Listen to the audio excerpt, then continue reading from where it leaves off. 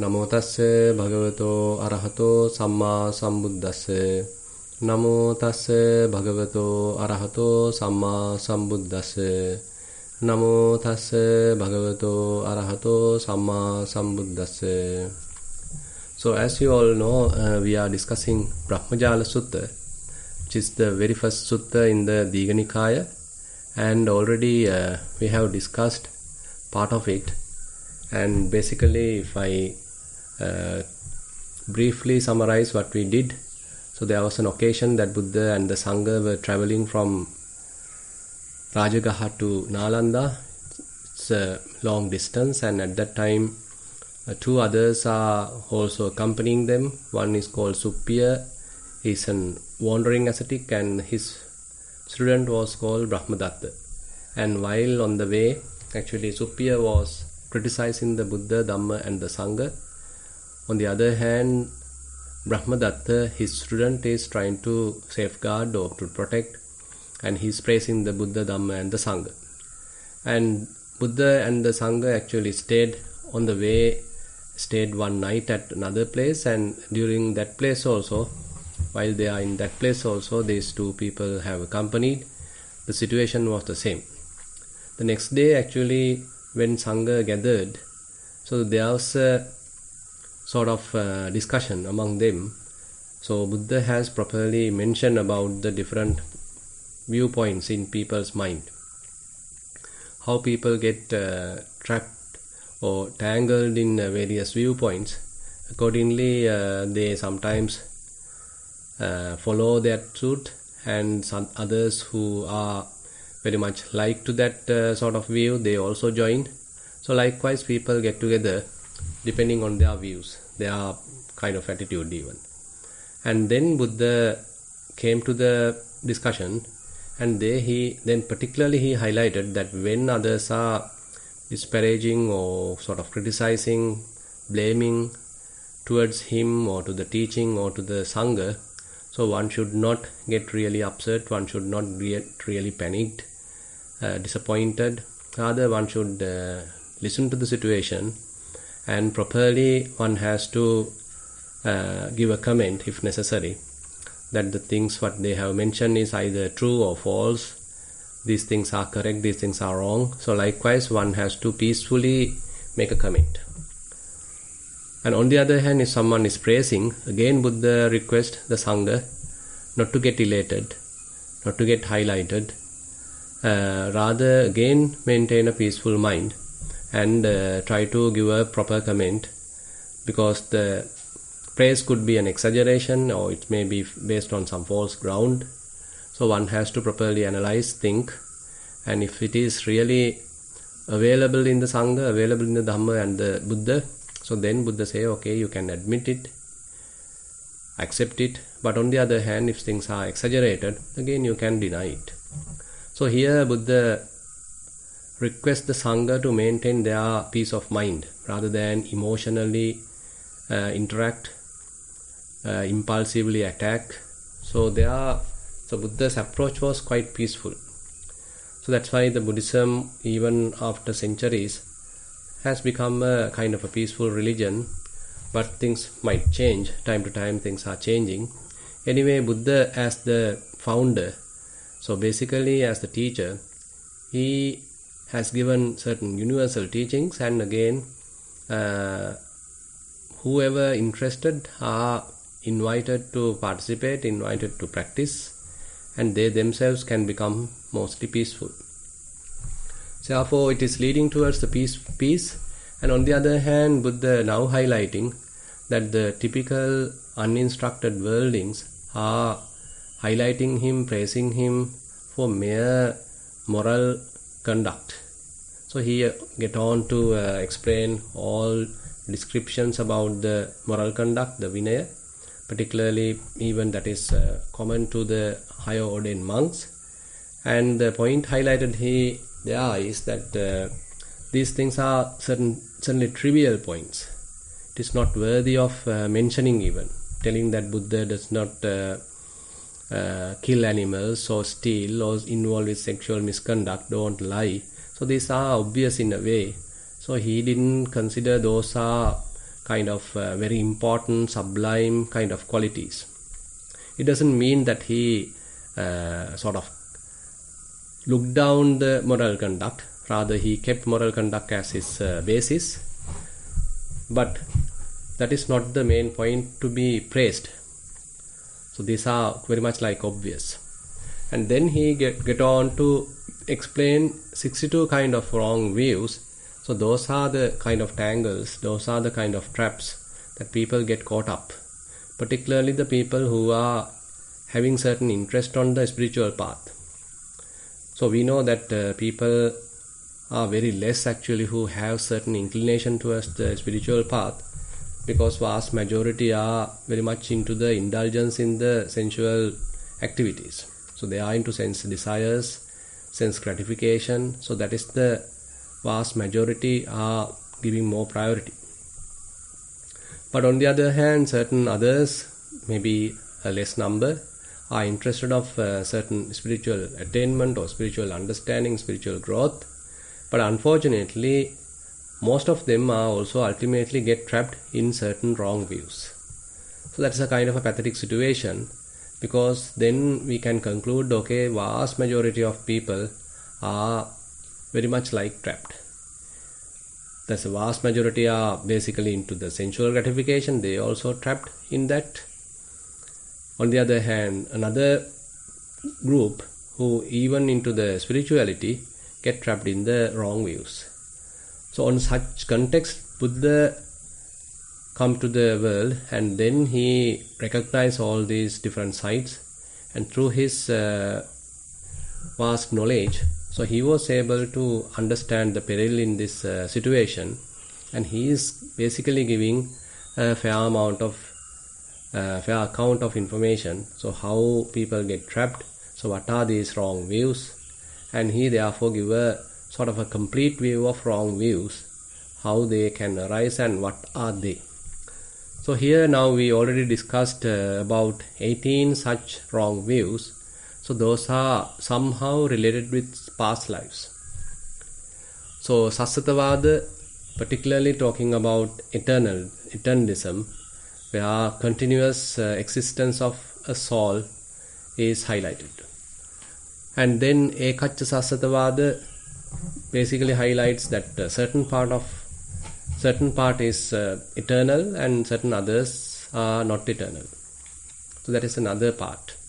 And then Antavada and Anantavada. So basically talks about the limitations of the world, whole universe.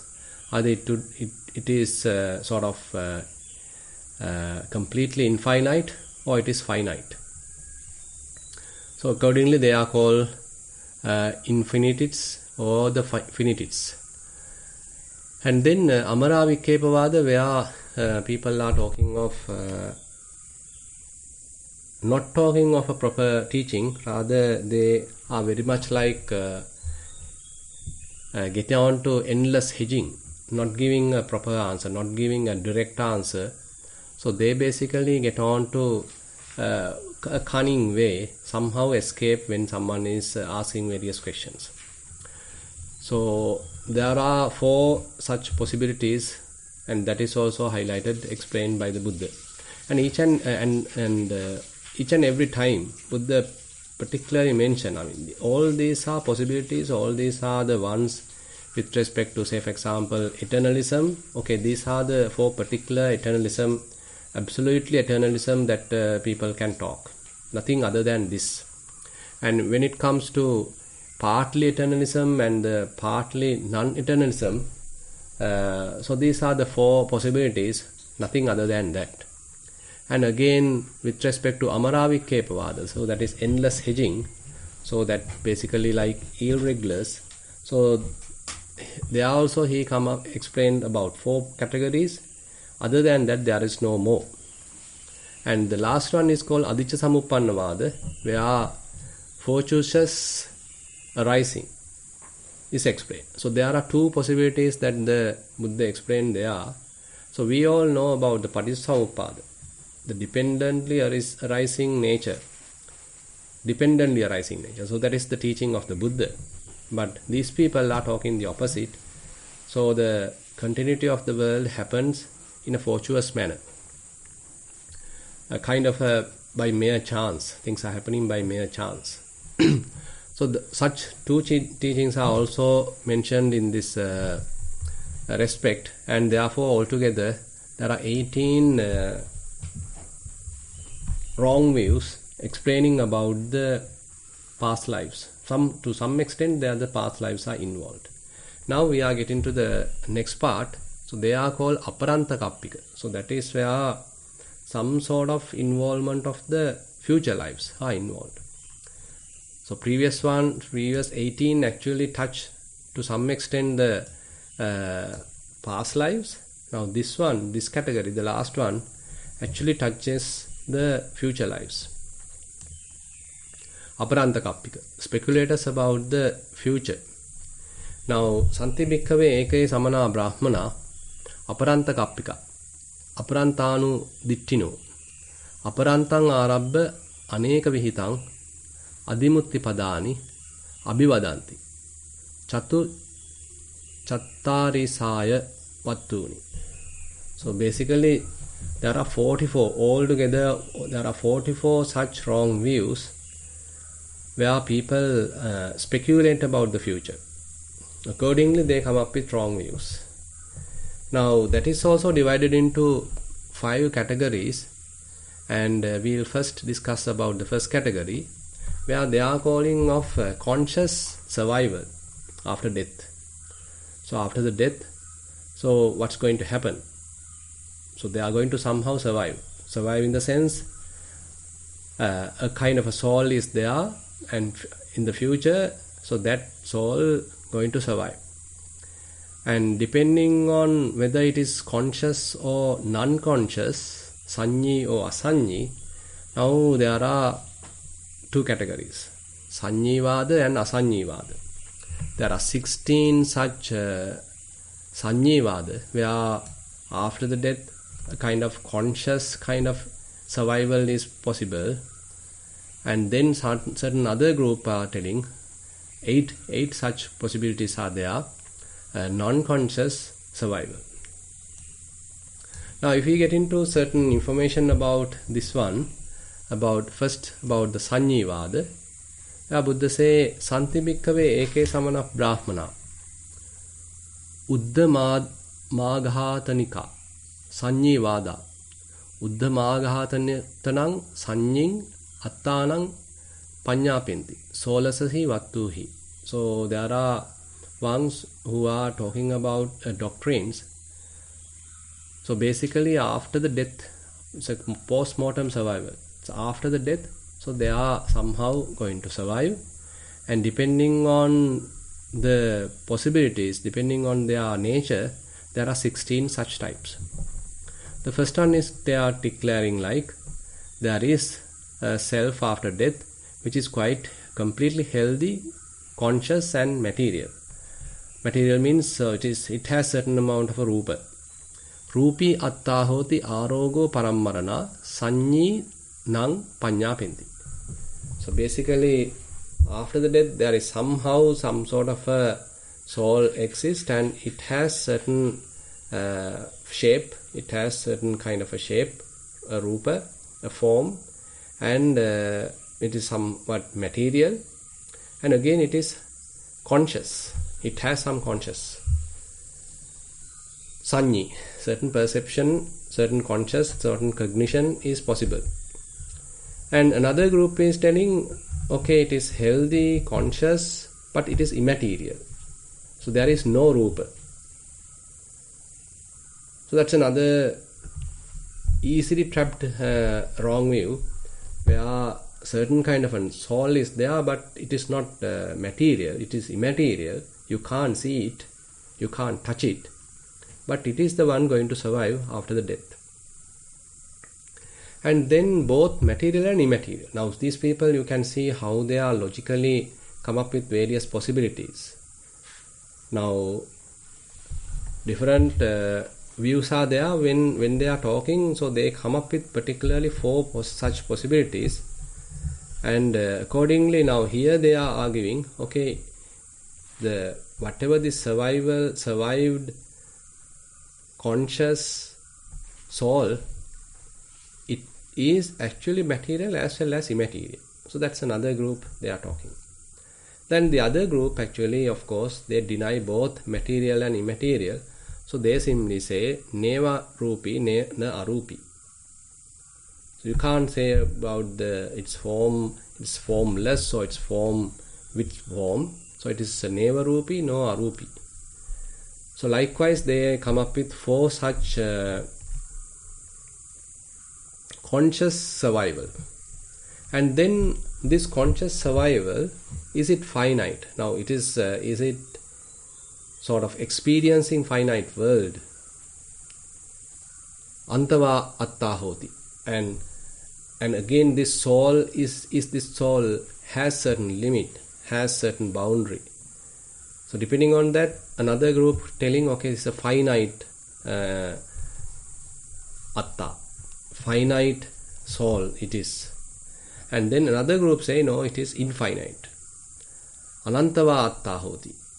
So whatever the survived soul going to be completely ananta, completely infinite. So we can imagine sort of it has certain links towards the Sassatavada also. So but they are particularly not talking about the past lives. They are more concerned about the future survival. So this survived soul going to be kind of immense, it's going to be vast, it's going to be ananta, it's going to be infinite. So that is their teaching. Now as you can see, depending on the situation, now another group arguing, no, it is both finite and infinite. So when they are saying, okay, it is finite and infinite, so that group particularly reject the other side. So that means they particularly reject the group who are telling it is finite, and they also reject the group they are saying infinite, because they believe it is both finite as well as infinite. So that's another group. That's the 7th group. And the opposite is also there. Another group saying, okay, this is neither finite nor infinite. So this particular soul is neither finite nor infinite. So you can't talk about its possibility. So they are talking of such possibility. So all these are, by the way, conscious. This survived soul is conscious. And then ekatta sanyatta hoti. So when it is being survived, so they have certain some single conscious perception. They are conscious, but with some single perception. They have certain single perception. So their view is, or their perception is onto one direction. So that is what another group is talking. So depending on the perception, there are 4 such categories. So you can understand what are the 4. So one is telling it is uniform perception, another one is telling no, it is nanatta sanyi. That means varied kind of perception. So another group saying it is limited perception. So it has certain limited perception. It has certain boundary. So that particular survived conscious soul has limited perception. Another group saying it is having unlimited perception. Appamana sanyi, paritta sanyi and appamana sanyi. Paritta sanyi is kind of a limited, very narrow kind of perception. On the other hand, another group saying no, it is completely vast, unlimited kind of perception. And how about the feeling? So feeling is either ekanta sukhi, utterly happy, wholly happy, continuously happy. So this soul which is going to be survived after death, going to be utterly happy, completely happy. So that is one group's belief. Another one telling, okay, it is utterly miserable, it's a completely hell, continuously hell, completely suffering. So that is what one would have. Someone saying both happy as well as unhappy. Sukha dukhi. Happiness is also there, unhappiness is also there. And then adukkama sukhi was the other group. So neither happy nor unhappy. So basically it is the denial of the both happy and unhappy situation. So it is very much the upekha, very much like the neither happy nor unhappy, adukkama sukha. So we can see, depending on the Vedana, the feeling tone, so they have 4 categories. Depending on the perception, they have another 4 categories. And depending on the spaces orientation, either finite, infinite, like that, so they have another 4 categories. And depending on whether it is Rupi and Arupi, that is material or immaterial, there are 4 another categories. So altogether there are 16 wrong views which they are talking about surviving soul after the death. Now that is why it's coming under the future, because all these 16 are talking about the future. So depending on that future view, they are coming up in different varieties. So ultimately there are all 16 types. So Buddha particularly ascertained, now okay, these are the maximum. You can't have any more. So he is coming up with all these possibilities, because one group may think in one particular direction, one particular way, and they come up with one kind of a wrong way. Another group might think differently and they come up with another wrong way. So likewise there are many wrong views. At a particular given time, one group may become quite highlighted in the society. So their followers may be more sort of accepted as telling the truth, or accepted as the most sublime, most correct, and so people start following them. So the problem is now not only they themselves are following and having this particular view, so they preach, they even proclaim this to the other vast majority of the people, they also start believing this. So that's the kind of the drawback, or on the other hand kind of a tragedy, where when people are having certain wrong view, they simply don't kept that to themselves. They want to spread it. They want others to believe it. They want others to accept it. So certain group start then accepting, so they becomes their followers. But there are others who don't want to accept, then there will be a conflict. So that's why the danger in this wrong views. So certain group, they are now believing it, they are strongly believing it, strongly adhering to it. But there may be others who don't want to. So there is a conflict now. So they are getting to fight now. So you can see even today how the whole world is divided based on these dogmatic religious views. Some are saying, okay, there is a God. Some are saying there is no God. Some are saying, okay, this God is finite. Some are saying infinite, is immeasurable, limitless. Some are saying, okay, we have just one God. Some others saying, okay, there are many gods. Name of the God also different. And accordingly, different viewpoints are there. So certain groups are following it, and they are the ones who are even ruling the country, ruling a particular region. So they want to believe others, either by proper way or proper means, or even some hard means. They want others to believe it. So they are putting force, they are putting their power, and try others also to believe it, also to adhere to it. So this is a kind of a situation where even though spirituality needs to be making certainly a peaceful environment, now things are becoming completely restless, completely challenging, and even harmful environment. Now Buddha has seen this. So basically Buddha has seen all these 16 possibilities which are talking about conscious survival, and he understood its peril, he understood its danger, and so again he understood what would be the repercussions, the consequences of the people who are believing it, either even in this life or in the future life. What would be the consequences? So he understood further than this, more sublime than this. So, but even he does not attach to that sublime understanding, that sublime knowledge. So that is the most important part of the Buddha's teaching, where he does not recommend to attach to anything, even to the teaching. Teaching is very useful for one to understand, one to recognize the situation and accordingly live properly with wisdom, slowly abandoning everything. So that ultimately the mind has to become completely freed, completely liberated, attaching to nothing, not even to the teaching. So that's the most difficult part in a way, because teaching is something we start appreciating, we start sort of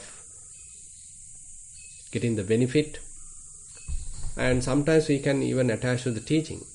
But the Buddha, even does not allow that.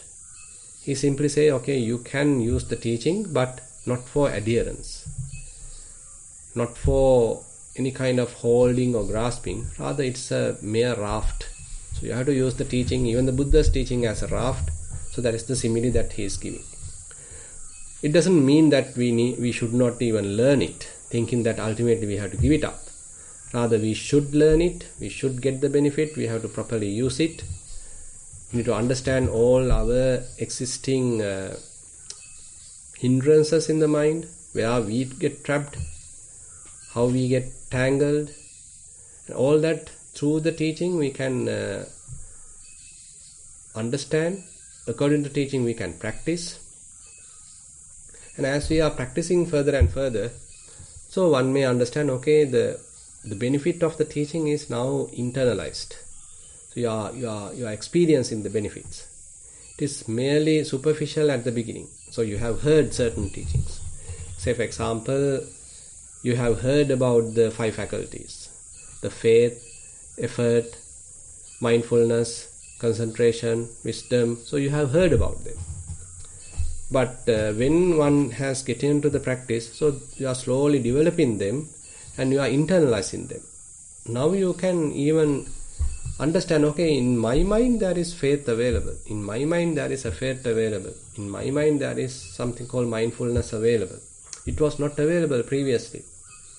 As a result of years of practice, now these qualities are very much rooted in one's mind. So, say now the mind can be concentrated easily. You can maintain your mind consistently for a particular period of time. And as a result of that, now you are able to understand the reality. So, fair amount of wisdom is there. It is not something gathered from a book or kind of mere contemplative, or we can say mere logic or reasoning based thought of knowledge. Rather, it's a direct experience based knowledge. So you have observed phenomena, you have experienced phenomena, observed phenomena, investigated phenomena with mindfulness and with wisdom, and accordingly the mind understood the reality. So kind of a direct experience based knowledge. So likewise, when one is into practice, slowly all these teachings become available, tangible to oneself, and then it is not a superficial knowledge, it's not a superficial belief. Important thing is ultimately all these are helping to liberate the mind, to free the mind. So that's the interesting feature of the understanding. Now typically we may start learning various other subjects, mundane subjects, but it doesn't have the quality of the freedom. Rather mind gets stuck, rather mind get trapped, mind get somewhat burdened even. Mind become limited and you become trapped and you want to memorize even. But interesting point with the Buddha's teaching is that this is a kind of a teaching where as you are practicing accordingly, so the mind has to feel freedom, mind has to feel peaceful, mind has to feel tranquility.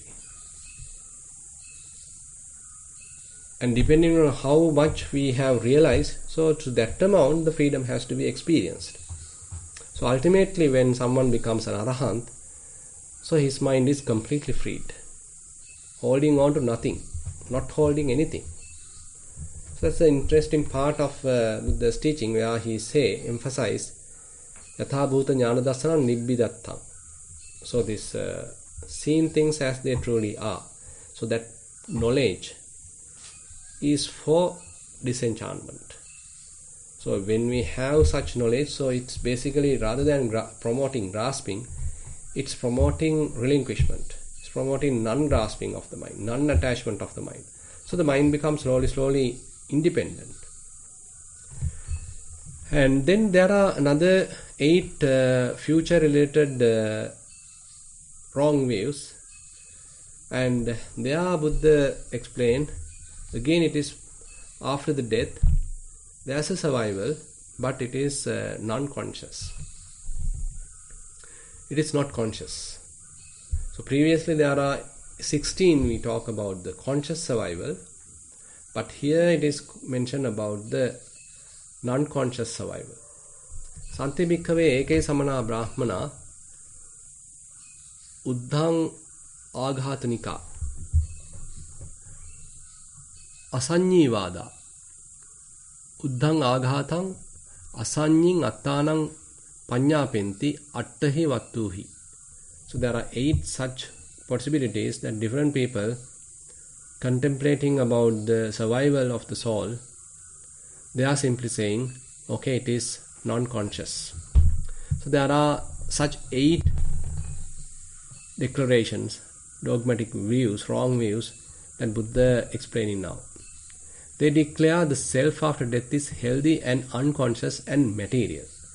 So here also we can see the form, the shape, tangibility coming to the picture.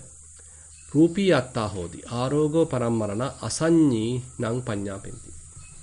So they are saying, okay, there is a survival, it has a form after the death, and it is existing forever, and it is, by the way, unconscious, asanyi. So then they are saying, another group, of course we can understand what are the other possibilities now. Another group is telling, okay, yes, it is asanyi, it doesn't have consciousness, it doesn't have any perception, and it is continuous, but it doesn't have the form either. It is arupi. Arupi atta hoti arogo parammarana asanyi tang panyapenti. It is immaterial. And another one is telling it is both. So it is material as well as immaterial. So with respect to form, when they are talking of the form, so these are the 4 possibilities. One group telling it is, yes, they have a form. Another one denies it, telling no, it is no form, it is immaterial. Now another group is telling it is material as well as immaterial. Another one is telling neither material nor immaterial. Now these are the 4 possibilities. Buddha say, okay, with respect to non-conscious survival.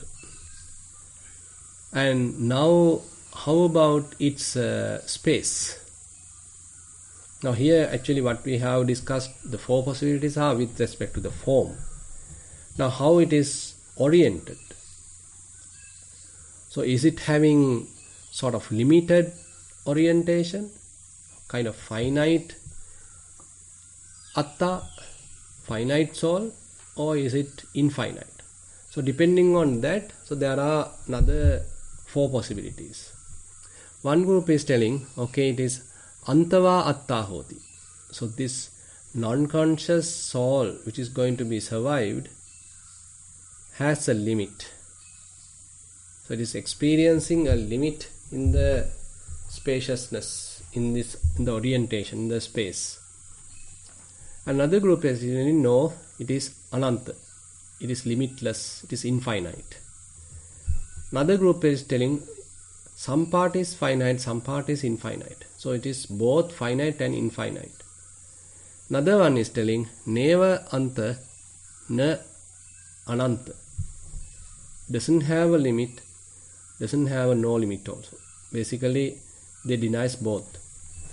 So accordingly there are 4 categories talking about the spacious orientation. Now altogether there are 8 such post-death, after the death survival, talking about the soul, but it is unconscious. Now previously we discussed about the conscious survival.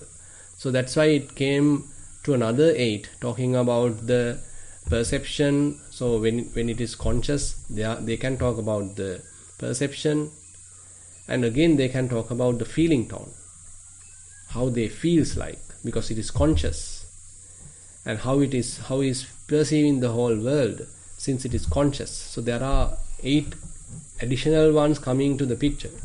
But here actually point is completely unconscious. So they now not talking about the feeling tone, nor about the perception. So only the orientation in the physical sense.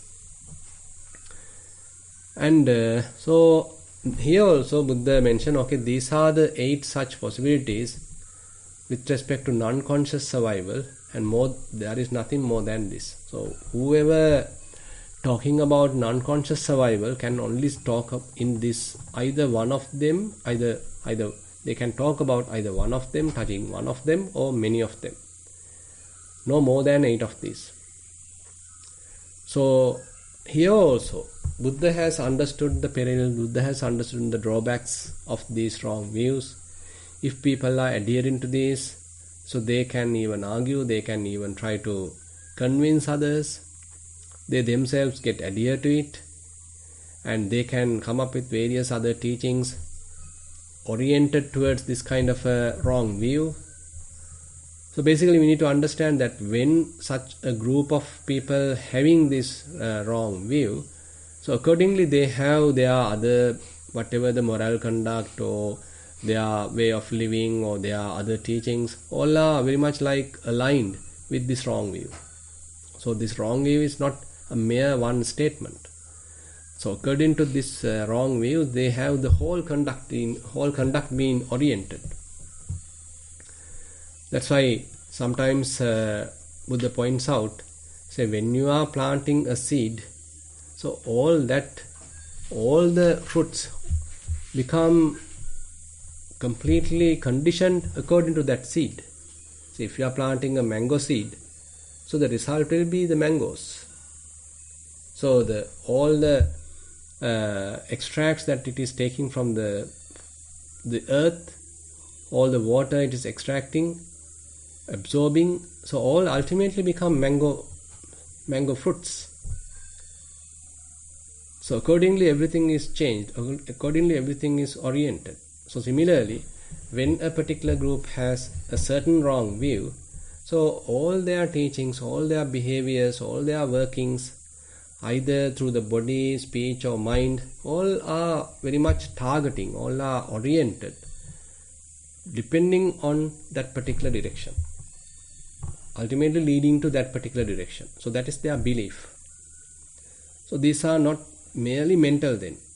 So it is the mental direction ultimately they are talking, but all the physical conduct is now oriented towards that mental wrong view. All verbal conduct, whatever they are speaking, whatever they are talking, whatever they are writing, speculating, or whatever they are discussing, all are very much oriented towards that wrong view. And whatever their thoughts, how they are speculating, they are imagining, all that are very much like oriented towards that wrong view. So therefore, physical conduct, verbal conduct as well as mental conduct, all that 3 conducts are oriented towards this particular view. So therefore, these views are very much like the governing factor of one's behavior. So that's why people are even killing each other depending on their wrong view, pertaining to their wrong view. So they have no mercy. So you know that what's happening today. Recently, hundreds people being killed in Russia. So depending on the wrong views, and people have wrong views, and they have trying to inculcate that forcefully into others in certain other countries. They have taken weapons even to by force to enforce that wrong views, to govern others according to their adhered views. So everything becomes very much like oriented towards that wrong view. They are strongly adherent to it.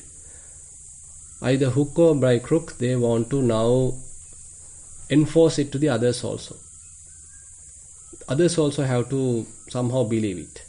So we can see there are repercussions, there are sort of misfortune ultimately going to have.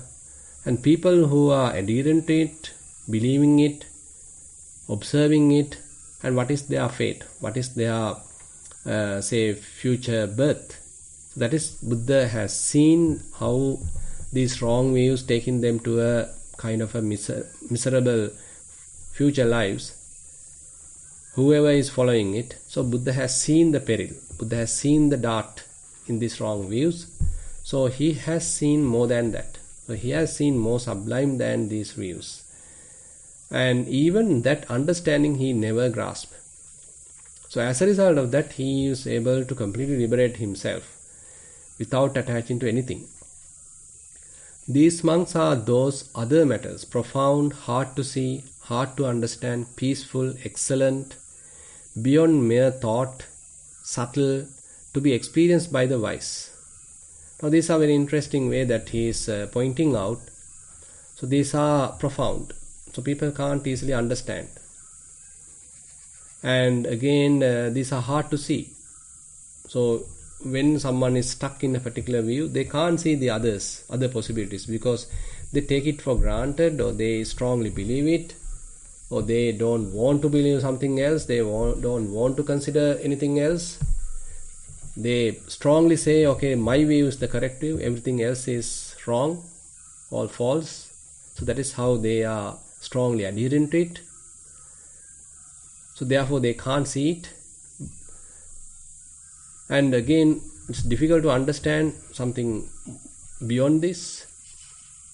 And when someone is able to overcome all these wrong views, abandon all these wrong views, so the state of the mind, so that understanding is more peaceful, more excellent, and it is beyond mere thought, beyond mere logic, atakkavachara. And again it is subtle. And again one needs to experience that. It is not again a kind of superficial type of imagination. Rather it has to experience by the person. And that Buddha has realized by himself. So that is another important thing. So we are trying to understand, because the light is given by the Buddha, the direction, the guidance is given by the Buddha. So we are trying to alleviate all our suffering, eliminate all our wrong views, because Buddha has shown the path. But for him there was no one. He himself has understood it. So that is where we need to understand his sort of supreme sort of teaching. So what a kind of teaching that he understood, and how he has proclaimed, how he has preached. So therefore as the teacher, so we need to have that proper understanding why his teaching or why his presence is so important. Because when Buddha was not there in the world, so even for eons, so people are trapped in various these wrong views. It may go from one generation to another generation, from one lineage to another lineage. So when particular group start believing a particular wrong view, it is not only limited to that particular generation. They may taking it to another generation. So likewise inherited by many others. It's going on and on. And all that Buddha understood, given up everything. And if someone is praising him properly, so these are the sublime points that Buddha to be rightly praised. So that is the sort of concluding remark that every time he is making. And so altogether now we have discussed 24 wrong views pertaining to the future, and some more to discuss. And for today I will stop here, and now I like to open the session for discussion. Thank you, Bhante. Sadhu, sadhu, sadhu. Yeah. So one has. Oh, you have a question there, Bhante? Yes. There's a question coming from Venerable Dhamma Vijita. Yes, please go ahead. Yes, Bhante, thank you. So I was reading along with the Bhikkhu Bodhi commentaries in another book on the Sutta, and one thing that he brought up was that the reason we cling to a self-view is that taking a self-view gives a sensual gratification. It's a feeling of a good feeling. And I think it seems that is because we're ultimately unsure about our future, and so we're clinging to some form of security for ourselves. And also clinging to a self-view brings suffering. When we cling to anything, it's suffering. And the person who clings to a self-view can sense the fear that I am on shaky ground. And they feel, I think there's a sense of fear just in clinging to some idea and trying to prove that we're going to be, some fear there in clinging. So the person clinging to a view feels an anxiety that I'm caught and that ultimately I'm going to lose. Is there some, as far as self-view being sort of a sense gratification, is that something that you could speak on? So self-view or the personality view, is Sakkaya Ditthi he's talking, or the Sakkaya Ditthi actually is the very much like the base here. So Sakkaya Ditthi promotes wrong views. So someone believes, okay, there is a soul, there is I, there is a person, there is an individual. And on the other hand, now when someone is attached to the form, the body, and also they still believe, okay, there is, this body is mine, or this body is myself. Or when one has certain idea, so they strongly hold to that idea, or say this is my idea, so this is my view. So a sense of I again being promoted. And when someone has done a particular activity, okay, this is something I did. So with respect to that activity, one start possessing or having some relationship to that activity, or claiming this belong to me, this is my creation, like that. So all that actually promotes the self of I, the sense of I. So kind of a personality view is promoted. So as you said, the personality view again, on the other hand, being promoted when I have a strong view, a wrong view. It may be wrong, but when I have something to believe, it is also giving, as you said, a kind of a safety, a wrong perception of safety. Say, okay, I am believing on God. Okay, God going to save me ultimately. So He is the one ultimately saving me. He is the savior. So I am believing it. So okay, I am just really moved. Ultimately, He will take care of me. So I am just a sort of weak person and feeble character, but He is there. So I believe in Him. I trust Him, and so He is going to take me out of the suffering. So it's a kind of safe, based on the safety, as you said. So maybe different based on different other possibilities also. But safety is one important factor. So we internally feel unsafe. And we feel lost in the universe. So we don't know the direction. We don't know how to overcome the suffering. And so we attribute the survival to another person. Therefore, He is Almighty. So He is a strong guy, more than me. There's some safe place. Like, so if we're doing jhana meditation and we feel some safety and happiness there, we want to stay there. And we create a view out of that. And that is also possible.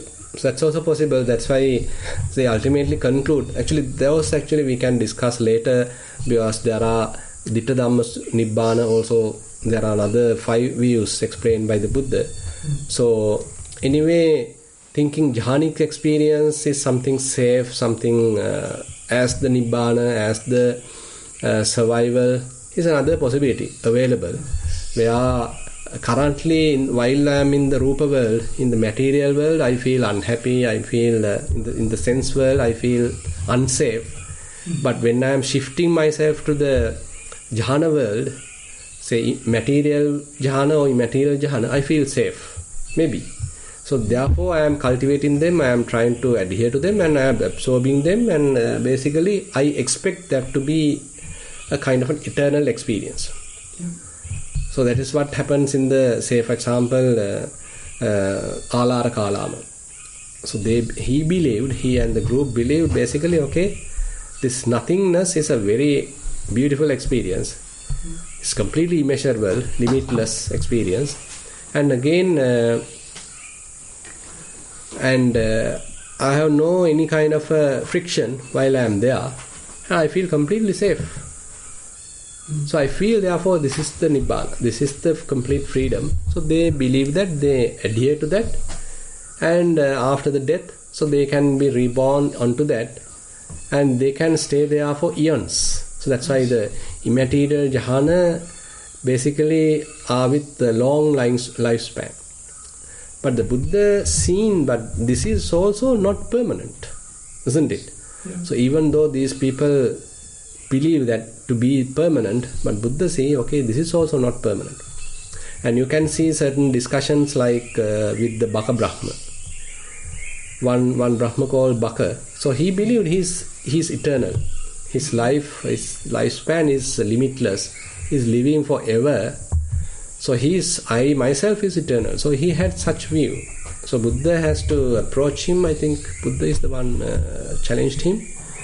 So because as we already discussed in certain one Sassatavada, one eternalism, so we can remember that. Can you remember that one person now during the destruction of the whole world system, so people are reborn into the Abhassara Brahmaloka.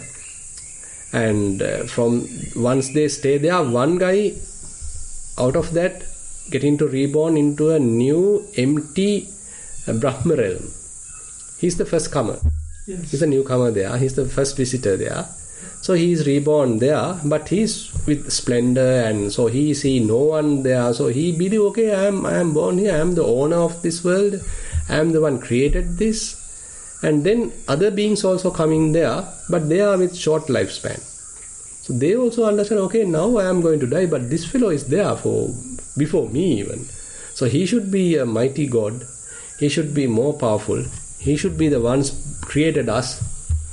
And now I passed away from there. Now I am being reborn in the human realm. Now I have the possibility to see the past lives. I still can the existence of that Brahma. Yeah. So he is the Almighty, he is the creator. So, but I am impermanent. So where this Ekaccha Sassatavada comes to be. So I myself and certain others are in the human realm, so we are impermanent, we are weak, but there is one guy over there, the Mahabrahma, so he's eternal. Yeah. So likewise people come up with various things, and then I have of course feeling of safety if I can be with him. Yeah. Because I am going to die, I am going to suffer, but he is not. He is eternal, he is not going to die, he is living forever. So if I somehow be with him, okay, I will be safe. So they come up, they are formulating a teaching, okay, how to become that Brahman. So you being with that Brahman, you being with that Mahabrahma, so he is the eternal one, he is the sublime one. So now I am formulating certain rituals, certain practices, either to be with him, either to satisfy him, either to get his attention, either to get his blessing. So all sorts of religious practices we can come up with to satisfy that Mahabrahma, to be with that Mahabrahma. You are coming up with a methodology to be with that Mahabrahma. Yeah. All these possibilities are there. Yes, Bhante, and also when we create a view and then we espouse that and people join us, then we feel some we also feel exactly when I have more believers, more followers, and I also being highlighted. Okay, I am the teacher, I am the one teaching you. Okay, I know it is correct, I know I am quite confident. Still you are not confident. Okay, just follow, then ultimately you become confident also. And again I am being venerated for having more connection with the Brahma. So I am the mediator. So that is also there, no?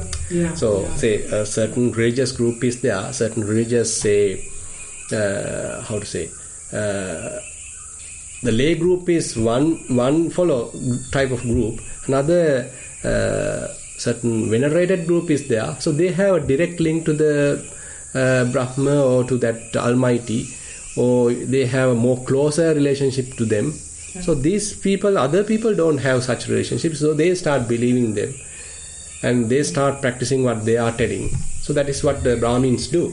So Brahmins simply say, okay, we are being born from the mouth of that Mahabrahma. You guys are coming from the, you are not like that. You are below us. Yeah. So that is how they are coming up with this caste system. Yes. So I can see the real relevance of this with our present life. Exactly. And even just people on the everyday level, we have our views and we have friends because of our view.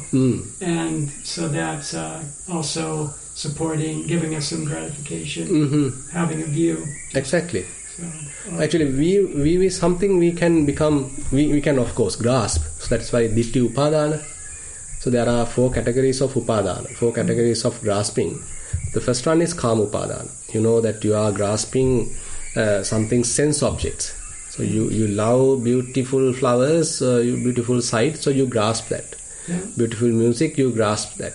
Beautiful taste, you grasp that. So likewise, the 5 sense codes are there, which is possible to grasp, and what we call the Panchakama Upadana, the Kama Upadana. And not only that, even the status and social status, social different, your reputation, all that are the possibilities, but still related to this mundane sense world, where you have the Kama Upadana. And then you have Ditti Upadana. Kama Upadana, Ditti Upadana, Attavada Upadana. What else? There are four Kama Upadana, Ditti Upadana, Attavada Upadana. There's another one also, I think. Anyway, 4 categories are there. So Ditti Upadana is another category that we grasp the Ditti, the wrong view. Different views are there, so we are grasping that. And the last one is the Attavada Upadana, where we, as a person, as a self, so I have an adherence to that self. So I believe there is a self here, and that self is something I am strongly holding. I want to survive, I want to continue as a self. Yeah. So these actually graspings have interconnections. When Ditti Upadana is there, it is promoting the Attavada Upadana also. So when I am holding a certain view, as you said, it is highlighting me. It is highlighting me. The others are venerating, others are praising, others also now believing. So I have many followers. So I become someone. Yeah. So I am become the more important person than the others.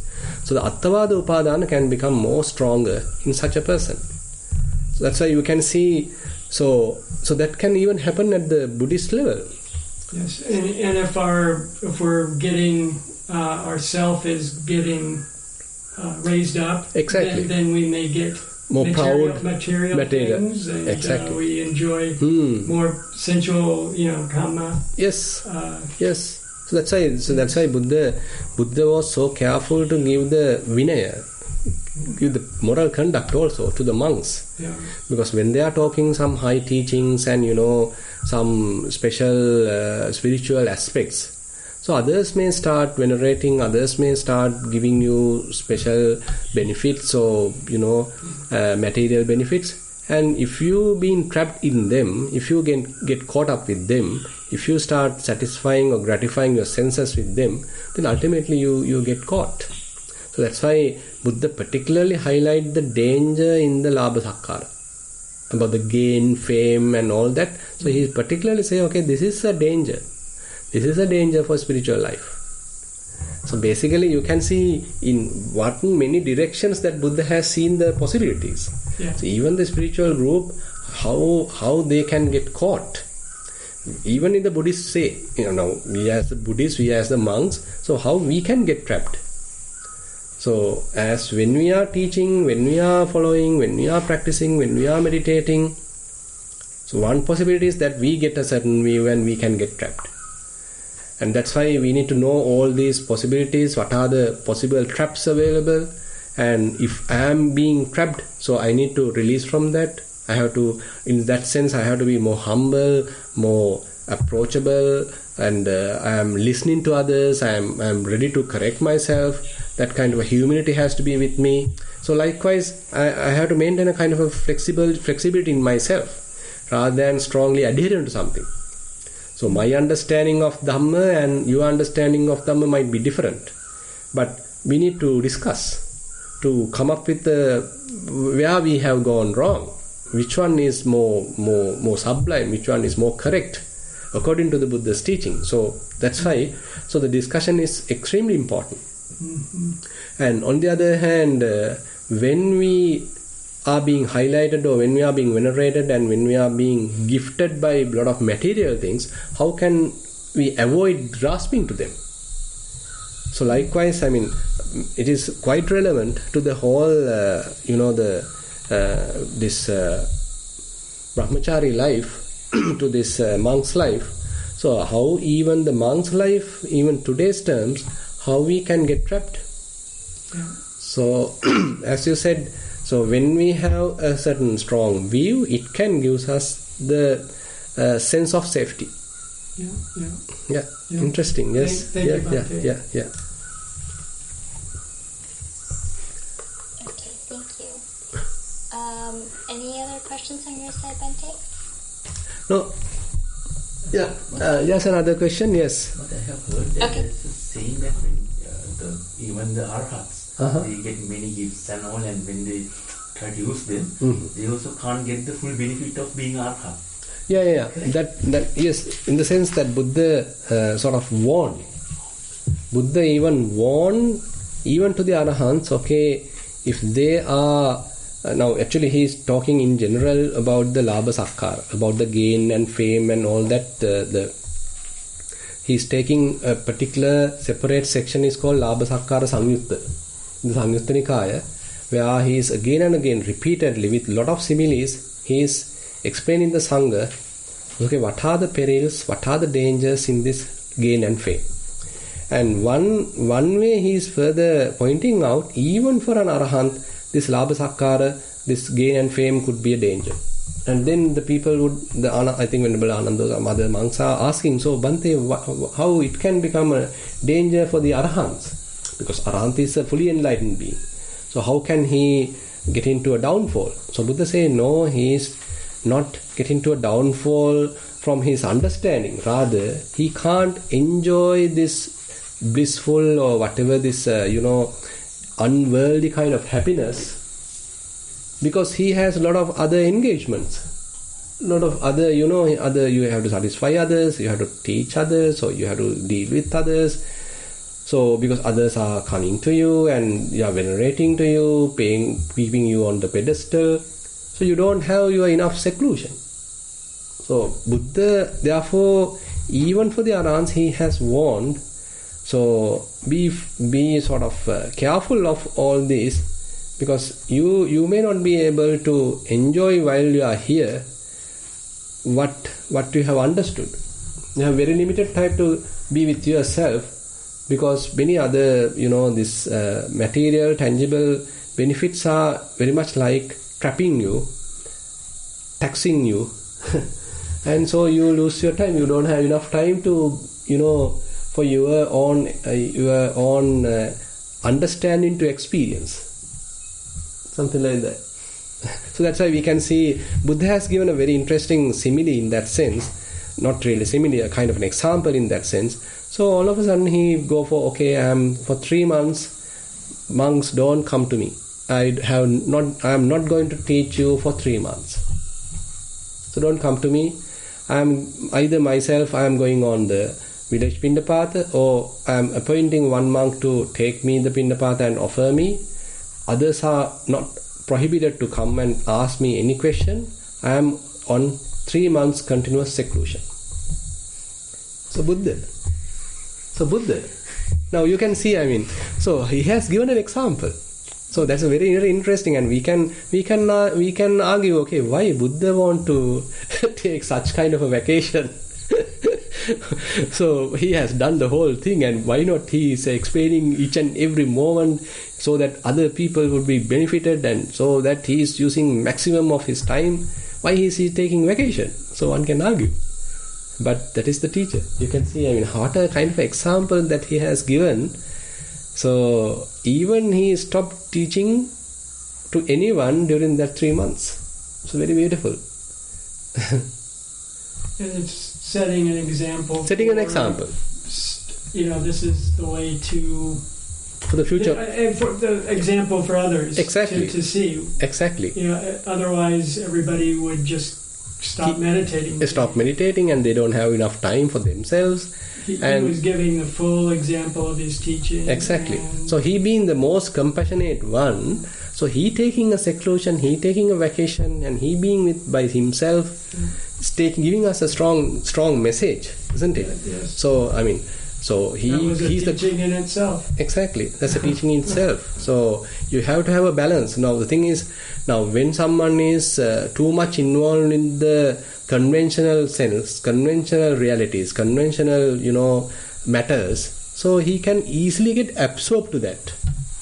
Yeah. So you don't have enough time to be with the sublime teaching, to be with the higher training, because you are being consumed by all that materialistic, all that the mundane kind of activities, conventional kind of realities, and you are completely deprived from the supramundane kind of understanding, because you either don't have time, and your mind being completely trapped, your mind being completely occupied. So that's a huge danger. Yeah. So that's why we need to have a kind of balance. What is the balance? Can I do this without falling down, without going through a downfall? So what is the balance? It doesn't mean that you are a completely selfish person, you are not doing anything, something like that. That's also wrong. So you are going to the other extreme. Mm-hmm. But how to balance both these? So that's why Bhante Dhammaji used to say, actually according to the Buddha, Karunaya apagamanang, Panyaya upagamanang, something like that. There's apagamana and upagamana, there are 2 words. I can't exactly remember. So through the compassion, he is teaching the Buddha, the teaching, and he is going to village Vindapata, he is going for other, whatever the activities and everything, that out of compassion. But with the wisdom, he is going to the control. He go to the seclusion. He either by himself meditating, or he is completely not participating into teaching. He wants to be secluded. So likewise, so his timetable is very well adjusted, so that he himself has enough time to be with himself. That's very interesting. Yeah. Okay, back to you, Jennifer. Alright, thank you, Bhante. I'd like to invite Geshan for the next question. Thank you, Jennifer. Gururan Saranai Bhante, I hope you can hear me. Yes. Excellent. So, my first question is, if you don't mind, would you be kind to explain what is the Yatha Bhuta Jnana? I think I have heard many times in the context of Sutra, and then I also sort of have a somewhat vague idea through the comparison, but I don't think I have fully understood the phrase. Yeah. So basically, now Yatha Bhuta Jnana Dassana basically refers seeing things as they truly are. So that basically, in order to do that, first of all, we need to have fair amount of mindfulness. Now, this is not a superficial understanding merely by reading books. Rather, you are experientially understanding. Through direct experience, one needs to have this true knowledge. So first of all, therefore, we need to develop mindfulness, and as we are developing mindfulness, your mind get concentrated. Now you are able to maintain fair amount of concentration, and then say you are able to maintain certain balance. so you are able to maintain balance in your effort, then only you are able to understand things. Now say for example you are practicing Vedanānupassana. Now in order to practice Vedanānupassana, you need mindfulness.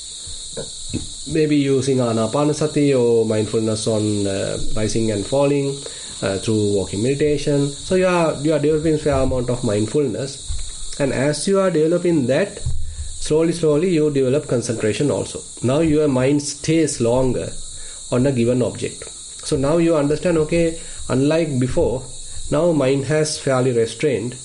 Mind has capacity to stay on a particular given subject, particular given object continuously for a considerable period of time. Now its concentration is also there. Now you need to properly balance your effort. If you have too much effort, that has to be reduced. If you don't have enough effort, then you might fall asleep. So you need to do a proper balancing. And when all that is satisfied, now you can recognize various feelings. It may be pleasurable feelings, it may be painful feelings, it may be equanimous feelings. So previously when there are, say, pleasurable feelings, you easily get absorbed to it.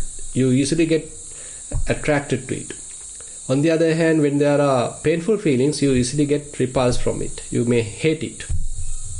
And you ignore the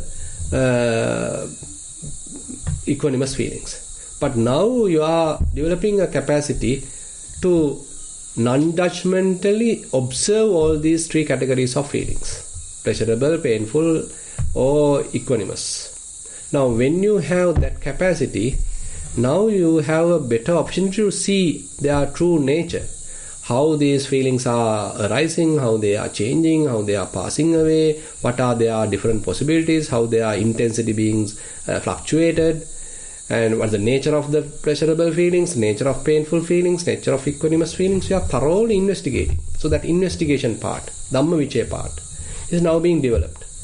And as a result of that, now you slowly convince, okay, they are impermanent, they are transient, and they can't give lasting happiness, they are unsatisfactory, and they are beyond my governance, beyond my governability, beyond my control, and intrinsically they don't have any substance, any soul, anything, any core, anything eternal.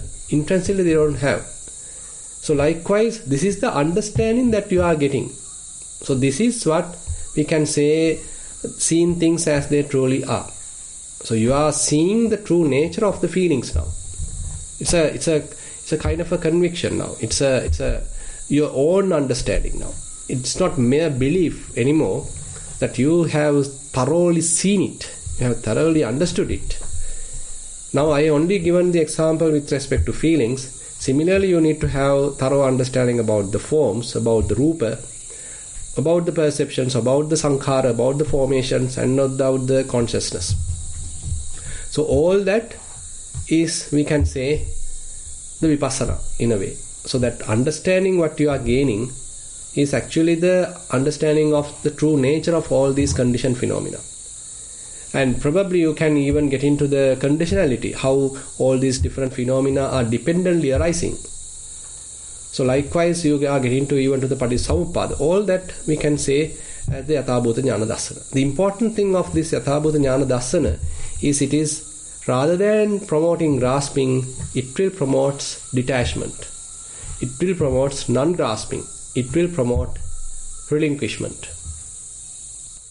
Yes, thank you so much. That was very good, and I think I have a good understanding from what you just described, Bhante. Yeah. My second point was about the bringing the attention to the Anapanasati Sutra, because the sutra itself, what you have delivered some time back, and I have been listening over and over whenever possible, simply because the more I listen to it, and I feel that it's like I'm learning something new in there, that I didn't sort of experience while but whatever that I have experienced through meditation. Right. And then when I listen, when you sort of talk about that particular instant, the incident that I have experienced, and then I realize, oh, this is exactly what that means. So it's like peeling an onion, I guess, trying to sort of find out as well. The more I think with that type of an understanding, I believe that one have to sort of create much more discipline, I guess, and something which is very difficult for in this, the life that what we are in. So I'm kind of puzzled sometimes how to sort of navigate that. Yeah, basically, I mean, you can slowly do it rather than immediately, trying to strictly adhere to something. So allow the mind to slowly mature. That's why Buddha has highlighted in the Ogatharana Sutta. So we can't go in a straight line. So sometimes we need certain amount of flexibility. The mind has to be considered like a small child. So when we are restraining a child, so we can't use only the strict mechanisms. Sometimes we have to praise him. Sometimes we have to, gratify him. Sometimes we have to praise him. So likewise, it's a kind of a gradual progress one has to have. And because if we are too much struggling, if we are too much going through some strict asceticism, that's also not going to help. At one point, things can break. So there's a moderate way we have to go through the path. Yes. One of the things that I have realized, so I'm sort of adjusting to that as well. Yes. Thank you so. Yeah. Yes, thank you so much, Bhante. I really appreciate this talk as well. Of course, I have another request. I'm also trying to sometime back I did some research on one of the sutras. I think it's the Parinibbana Sutra. I don't know whether you have ever delivered that. I couldn't find in the library of recordings. No. Is that something you have already delivered, which I am unable to search in I haven't. Your web? No. Or is that something that in the future you will be doing as well? Maybe in the future we will do it, but I haven't discussed Mahaparinibbana Sutta. Okay. Yeah. Thank you so much. Yeah, I appreciate it. Yeah. Tunuran Saranai. Yeah, Theruvan Saranai. Thank you. Looks like, Bhante, that may have been the last question on our side. Okay, good. So then basically there are no more questions coming from my side also. So then we will conclude the session. So today also we have gathered here and discussed Buddha's teachings and try to learn from them, and so that our practice become more fruitful. And all this accumulated merit we will share with celestial beings, all past relatives and whoever in need of merits. And we wish these merits help us also to understand Buddha's teaching and to free ourselves from suffering. And we will recite the traditional verses. Ittavataca amhehi sambatang punya sampadang sabbe deva anumodantu sabba sampatti siddhya. Ittavataca amhehi sambatang punya sampadang sabbe bhuta anumodantu sabba sampatti siddhya. Ittavataca amhehi sambatang punya sampadang sabbe satta anumodantu sabba sampatti siddhya. ආකාසට්ඨා ච බුම්මට්ඨා දේවානාගා මහිද්దికා පුඤ්ඤන්තං අනුමෝදිත්වා චිරං රක්ඛන්තු ශාසනං ආකාසට්ඨා ච බුම්මට්ඨා දේවානාගා මහිද්దికා පුඤ්ඤන්තං අනුමෝදිත්වා චිරං රක්ඛන්තු දේශනං ආකාසට්ඨා ච බුම්මට්ඨා දේවානාගා මහිද්దికා පුඤ්ඤන්තං අනුමෝදිත්වා චිරං රක්ඛන්තු මම් පරං ඉදං වෝ ඥාතිනං හෝතු සුඛිතා හොන්තු ඥාතයෝ ඉදං වෝ ඥාතිනං හෝතු සුඛිතා හොන්තු ඥාතයෝ ඉදං වෝ ඥාතිනං හෝතු සුඛිතා හොන්තු ඥාතයෝ ඉමිනා පුඤ්ඤ කම්මේන මාමේ බාල සමාගමෝ සත්තං සමාගමෝ හෝතු යාව නිබ්බාන පත්තියා ඉමිනා පුඤ්ඤ කම්මේන මාමේ බාල සමාගමෝ සතං සමාගමෝ හෝතු යාව නිබ්බාන පත්තියා ඉමිනා පුඤ්ඤ කම්මේන මාමේ බාල සමාගමෝ සතං සමාගමෝ හෝතු යාව නිබ්බාන පත්තියා සාදු සාදු සාදු